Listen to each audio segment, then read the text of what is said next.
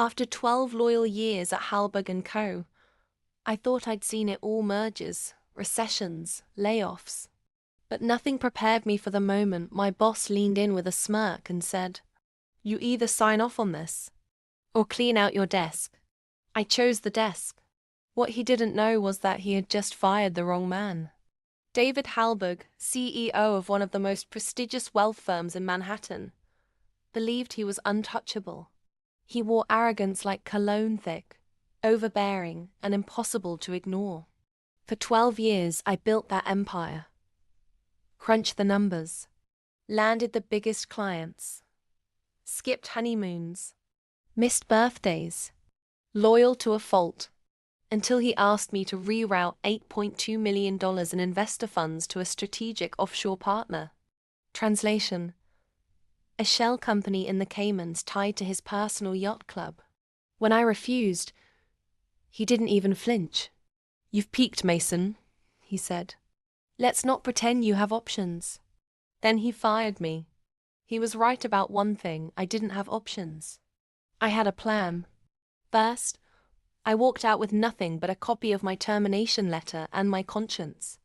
Then I disappeared off-grid for 2 months. I sold my Rolex, downsized my apartment, and started digging. Every document, every suspicious wire, every offshore account. I'd seen enough in 12 years to know where the bones were buried. All I had to do was start unearthing them. I sent the anonymous tip to the Financial Crimes Division, under a pseudonym. Attached files, timelines, names. Then I waited. 4 weeks later, Halberg & Co. was raided. Cameras rolled as David Halberg was escorted out of his penthouse in cuffs, his silk robe flapping in the morning breeze like a fallen emperor's cape. But I wasn't done. While the media feasted on his downfall, I released a detailed expose on my personal blog titled, "How to Burn a Crooked Empire Without Getting Your Hands Dirty." It went viral in less than 24 hours. But here's the twist. I didn't just burn his empire. I bought it. When the company filed for bankruptcy, I gathered a team of ex-employees who'd wronged people with scars and stories, and we pooled our resources. Investors, once wary, came back, wanting to work with people who had principles. We rebranded. We rebuilt. And we turned it into a firm that put ethics before ego. David Halberg now gives lectures. In prison, he talks about betrayal. I talk about justice.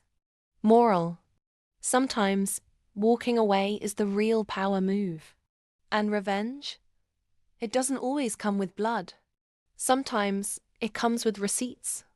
If stories of silent comebacks, cold revenge, and plot twists that slap are your thing, then you've just found your tribe. Hit that subscribe button and join us right here on Cold Revenge. Because the best payback is turning your pain into a platform. Stay sharp. Stay watching. Your next favorite revenge story is just one click away.